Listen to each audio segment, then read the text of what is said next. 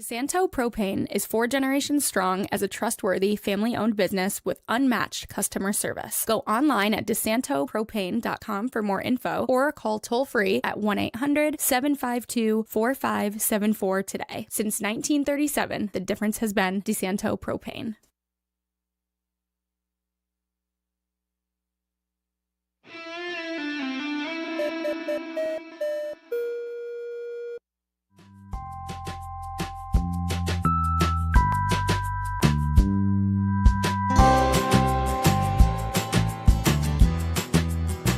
Hey, welcome to FLX Weekly here on Wednesday, August 5th, 2026. I'm Jim Sinacropi, live inside the FingerLakes1.com studios, and today we're going to welcome back Steve Duprey. He's a playwright who's written 13 full-length plays, and it's got one coming up in the next 4 straight days for the Geneva Theatre Guild at Fatzinger Hall in Waterloo, air-conditioned Fatzinger Hall in Waterloo. The play's called Waiting To, and it's a collection of 10 actually short plays about waiting for something.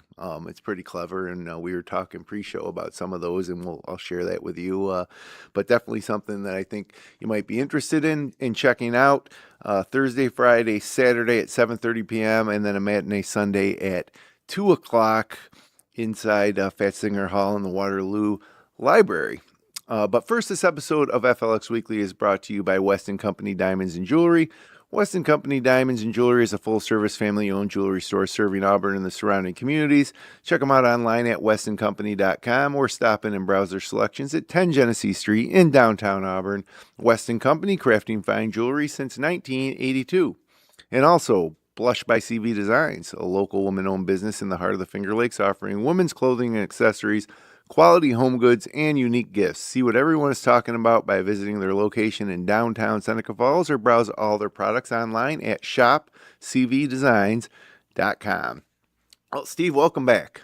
It's nice to be back, Jim. I'm glad to have you back. It's been maybe a year since you were here, maybe even a little longer. I think it's been about a year, yeah. I think, as I mentioned off the top, you're first and foremost a playwright. So that means you're writing plays that you're actually probably helping produce and direct locally, but some of these actually break out of the local theater groups. Like, so just an update, Women of a Certain Age is one of those plays that's been performed, throughout the country now. Yes, Women of a Certain Age has now been performed in 7 or 8 of the states, and it's always nice to see a new production of that. My wife and I managed to go down to West Virginia back in the spring and see a production of it, and I felt like a rock star. They really welcomed me in, and we had a great time. I got a little coin from the mayor of the town, and cool. It was really nice. So you obviously aren't going to see all the productions. It's hard to get to California or Florida to see those productions. It's got to be fun seeing a different group interpret your play. Is it much different? It's fascinating. I've seen some really powerful productions of the play, and then I've seen some more amateurish productions of the play, and I think that's just the nature of community theater and who the actors you have and the director you have. Sure. Another one, Dear Uncle Harpo, is a different type of theme. It's a political thriller, and that's been out there. You did a reading of it recently? I did a staged reading of it over at Hobart and William Smith last year. I think that was the last time I was here, and it was really wonderful. We had a good-sized audience and a wonderful talk back afterwards. People kind of didn't want to leave. They really wanted to continue to talk about the politics involved in the show, but it is a hard show to get produced. Yeah, nowadays. You have to be pretty brave to pluck those nerves. Yeah, I suppose almost any theater group that would be willing to do something political might have some internal disagreement on the subject matter. So everybody is on the same page for sure. Yeah. So different styles or themes, but Waiting To, which is coming up over the next 4 consecutive days here in Waterloo, is something different, and it actually seems like it's a few different themes within one production. 10 short stories or short plays about waiting. Yeah, it's I would say 10 different approaches to the same theme. Okay. Everything is about waiting, and really, the whole thing came about because I'm always early. You Yep. can ask Paul. I, You I was here far earlier than I needed to be, okay? and that means I'm sitting at my house waiting to leave. Yeah. I don't want to leave too early, and et cetera. And I thought this might be a nice theme for a collection of plays. And so there are just 10 different themes here. Yeah, then when we first talked about it, I said, "Well, waiting to," and the first thing I said was like waiting to die, Yeah, we got one of those. which is part of it, and that's obviously on a more serious. But there's also some comedic elements, just some other examples of. Sure, in my mind, it's a very funny show, and I see myself in each one of the plays because Mhm. a lot of them are coming straight from me. The show opens with "Waiting to be Born," and we see a sonogram, a live sonogram, and it plays throughout the scene. Mm. And an old British man comes out and starts with "There I was, trapped." And Yeah, so he's describing what it's like. I was talking to the actor about this last night, and I said, what I was thinking was, wouldn't it be interesting to write from the baby's point of view in the womb if they were sentient yeah. and really understanding what was going on around them? I would freak right out. Well, sure. How claustrophobic can you get? Yeah. And so a lot of it deals with that. It's funny. Um, it's just a lot of fun. Another example of one of the 10 scenarios was a dog and a cat waiting for their owners to come home. Again, wonderful actors in this scene, who really embody the dog and the cat. And they discover that, hey, he has been gone for a couple of days, and there's no food and there's no water, and they're trying to figure out how to make it work. But initially, the relationship between the dog and the cat is exactly what you would expect. Mm-hmm. The cat's in control, and the dog is very nervous. Yeah. We've described him as a great big Saint Bernard. Oh, okay. And the guy the actor who's playing it is a big guy, and Okay. he really embodies it beautifully. Yeah, that's cool. Yeah. Yeah, everybody, all of us pet owners, especially dogs, um, they when you leave, they begin waiting, for you to come Yep, home. Then when you come exactly. home, it's like the best thing that ever happened to them Well, every time. there's a moment when they're fighting, and they're barking and meowing at each other, Yep. and then they stop suddenly, and they look at the door, and she says, "Was that?" And he says, "I think it was." And she says, "Positions." And he goes to the front door, and he's lapping, his tongue is going, Yep. and she's back on the chair, all curled up where she's supposed to be. And of Hmm. course he doesn't walk through the door, so Yeah, that's great. And then of course 7 other scenarios of waiting, which it's interesting to think of creating a whole show out of a common human or actually animal condition of waiting, of just a common condition of life, I guess, is we're all at some point waiting for something or other, whether it's something immediate or something in the distant future. So pretty clever to kind of wrap that up and put it into a play. sure. And as I say in my director's notes, if you see yourself in these plays, then I've done my job. The whole Yeah. point was to kind of reflect. I don't want to get too snobby here, but Hamlet says in his advice to the players, it is to hold as twere the mirror up to nature. Mm-hmm. And that's what I think most playwrights are trying to do, is to say, this is what we actually look like. Well, those are, especially in the form of a live stage performance. I think those are the type of subjects that most resonate with people in that type of format. Where, in other words, you could go, to a movie theater and you might see an action movie, and there might be nothing that requires reflection. But to do it in a live stage performance with live actors, I think it really can have that connection with with people who are going out to see the show. Absolutely. And we did have 5 people in our audience last night. We had a reviewer For the come dress rehearsal? for the dress rehearsal, and it's a comedy, and I needed some people in the audience so Yeah, that the right. reviewer could hear laughter. And so I invited some people, and they were they stayed. They wanted to talk about it afterwards. That's They were great. very reflective, and I got a note from one of them this morning saying, "I'm still thinking about this thing, Hmm. and I'm going to come back again on Thursday. I want to see it again, and I'm going to bring my wife." And so that was gratifying to know that we had touched. This is the same guy who said at the end of Act One, he came to me and he said, "Thanks for," because Act One ends with waiting to die. And he said, "Thanks for that head smack at the end of the first Yeah, act." right. 'Cause it's a very heavy way to end Act One for sure. Well, it's obviously something that everybody, has to deal with. So that's not the final act. No, you'd think it would be, but it's not. Did you specifically not do it like that just so people don't leave kind of? Well, I mean, that was one of the kind of things that I needed to decide because the Yeah. initial order of these plays were simply the order that I wrote them in. Mm-hmm. And I gave it to my wife to read because she's my editor, and she came back and said, "You're not going to do them in this order, are you?" So I had to kind of sit down and find a more logical order for the plays. And you may think that you want to end on dying, but I really didn't want to send my audience Yeah. out into the world with that kind of heaviness. Right. The last scene in the show is actually, I'll give you a little sneak peek into it.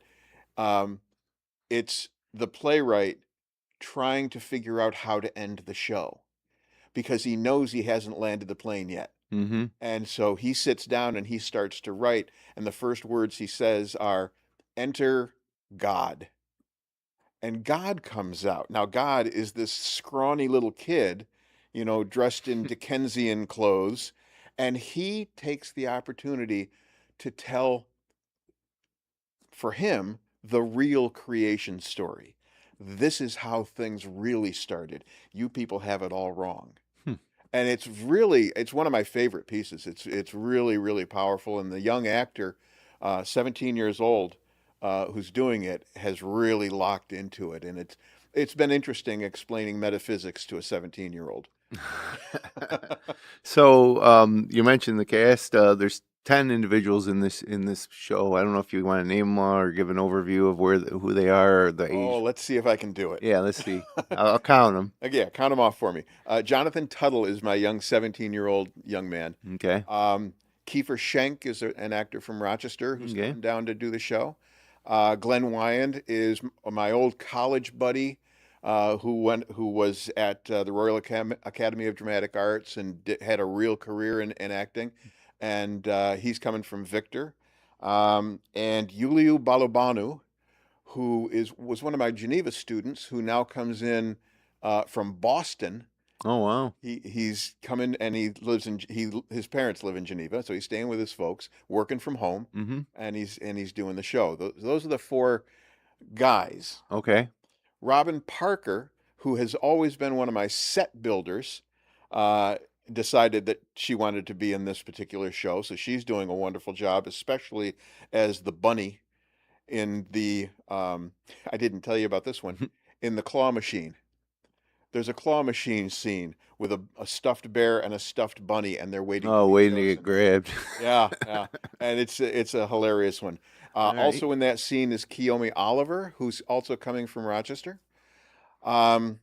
6 down, 4 to And go. 6 down, 4 to go. Eleanor Stearns, who is one of my producers for the last 40 years, is the victim in Waiting to Die and just doing a beautiful, beautiful job. Beatrice Van Ripper is another one of my younger actors, Mhm. and she plays the cat. Cassandra, this is a this is a hyphenated name, and the last part of it is Ray, and I can't Bundridge. Okay. Cassandra Bundridge Bundridge Ray is playing the wife and the girlfriend and the bride in 3 different scenes. Okay. Holly Blue Eye was going to be my music director for a different show, Mm-hmm. and she read this kind of cold the first time we read it together, and she was wonderful. And so I Great. asked her to do the show. What am I up to? 9? Yeah, one more. Oh boy. I think I lost track. Uh-oh. It might have been 10. I think it.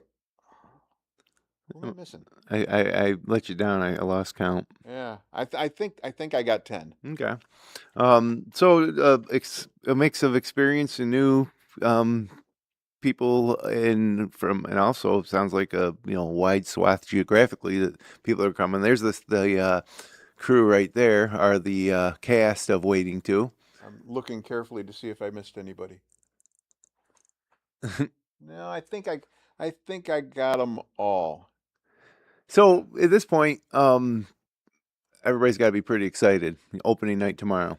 We are so ready for a real audience. Mm-hmm. I can't tell you. And that's part of the experience of doing especially a comedy, Yeah. because the jokes are very, very funny in week 1.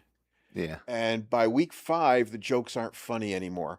And I have to kind of sit in the audience and do my fake laugh in Yeah. order to indicate to them where there are going to be laughs so that Right. they can know to let those laughs happen. Yeah. But even last night with 5 people in the audience, it was a completely different energy.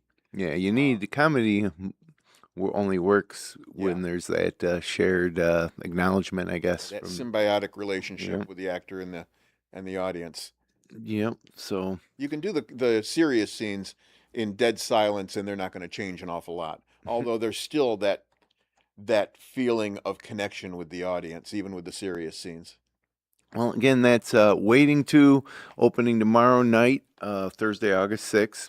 Fatzinger Hall inside the Waterloo Library, air conditioned, which is a big deal, because it is expected to get hot this weekend. So there'll be 4 consecutive shows on Thursday, Friday, Saturday, or 3 consecutive shows on Thursday, Friday, and Saturday at 7:30 p.m.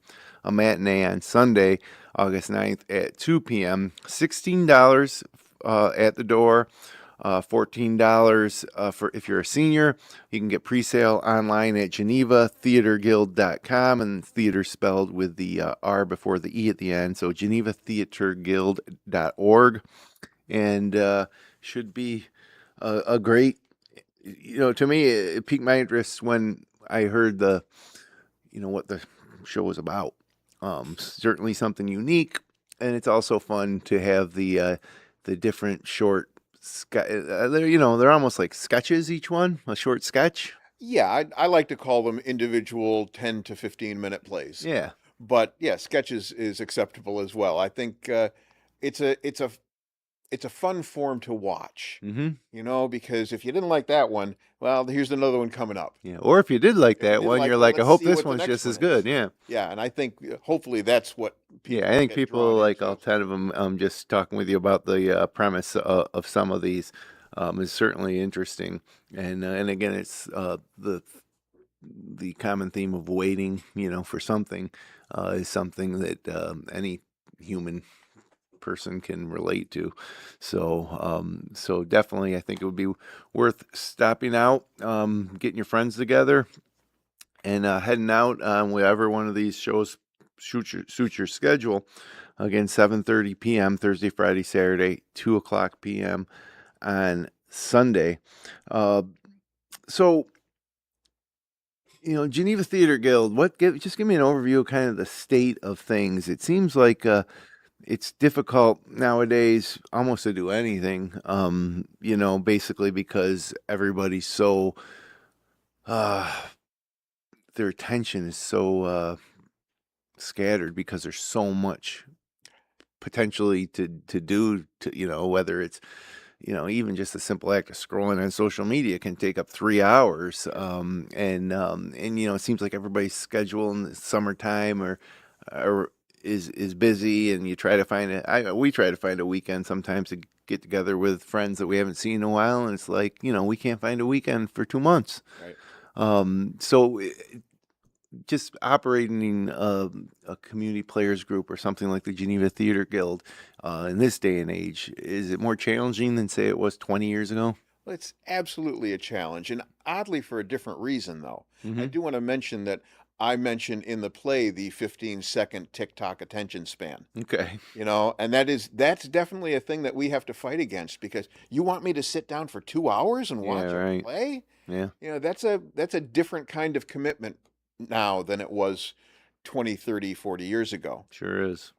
But one of the things that's happening right now is in this area there is a glut of community theater. Mm-hmm. There's Theater 444. Yep. There's Phelps Clifton Springs Theater that just did a huge production of Titanic. Yeah. There's Seneca Community Players. Mm-hmm. There's the players down in Ovid. There's just a lot of theater, and there are only so many actors. True. So that's one of and they have more choices now. Mm-hmm. So that's certainly one of the issues, and one of the harder things about doing theater right now is making sure that you've got the actors. I've always said you never do a production of Man of La Mancha unless you know you got a Don Quixote. That's right. Well, 10, a cast of 10 is probably above the average. For a straight play like Yeah. this, yeah. I mean, musicals, obviously, you usually have, 20, 25 Well, sure, people. and a band. There were 60 people orchestra. in the production of Titanic, not counting the band Yeah. or anything else. 60 people on stage, so Amazing. that's a big, huge undertaking. Yeah. 10 is manageable, but you're right. It's a good sized cast for a straight play like this. Yeah. But it is, it has become something, I think at this point, where it is a respite from, the busyness of life, to take the time to spend a couple hours in a theater locally too. I mean, that's the other thing is like, you're not, if from here in where I'm in Seneca Falls, I'm not driving to Syracuse or Rochester or even Ithaca. I'm Right. going, you're going down the road. Yeah.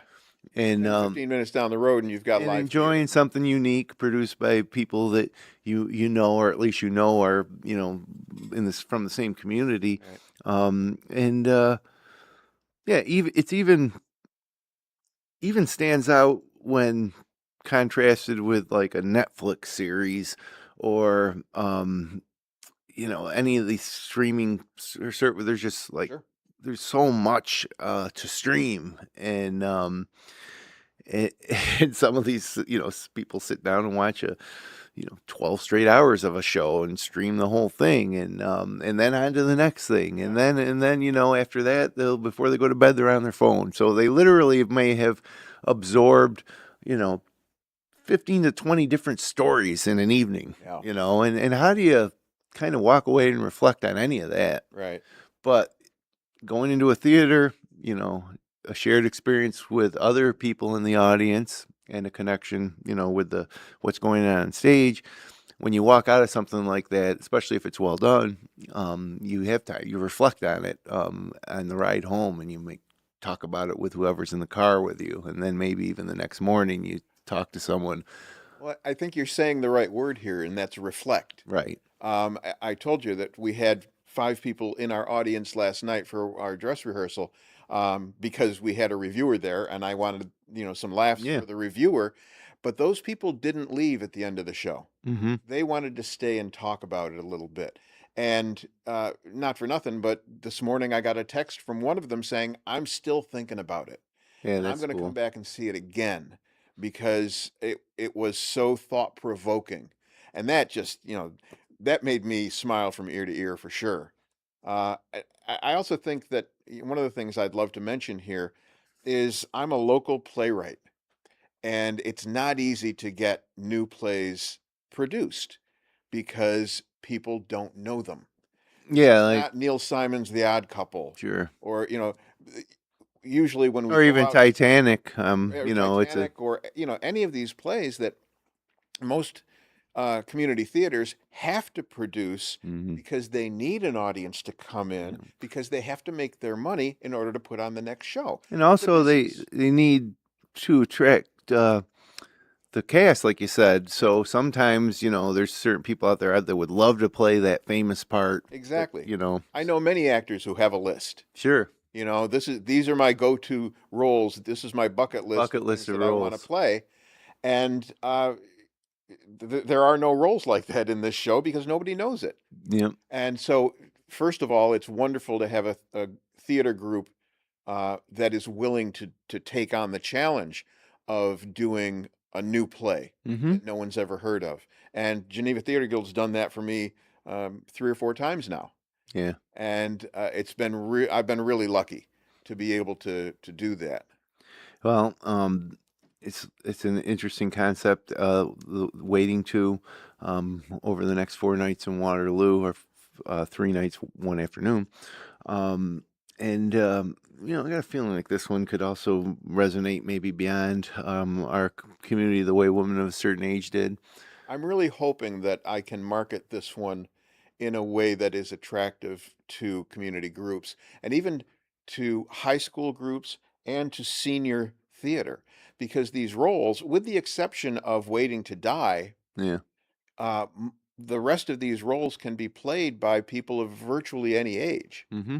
And I suppose even a high schooler could put on the right makeup and Oh, sure. you know Yeah. they like to be able to get into those kinds of characters. Mm-hmm. So I think this play, of among most of my plays, might be a little bit more marketable in a larger kind of venue.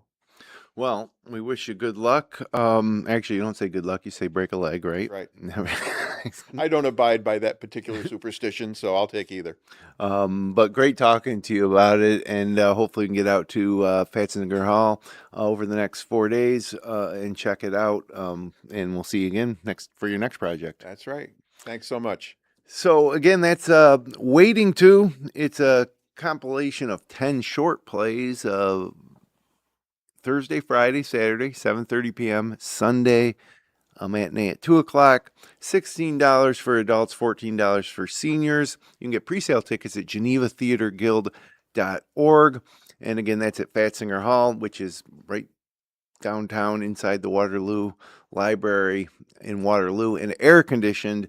So a great way to beat the heat, watch a great show. And so hopefully we'll see you there. And thanks everybody for joining us. If you enjoyed our show, click like, share, and subscribe, or leave a comment below. We're going to be off next Wednesday. Paul, our producer, is having a wisdom tooth pulled. So yeah, we'll be back in 2 weeks, August 19th. Until then, have a great summer weekend here in the Finger Lakes.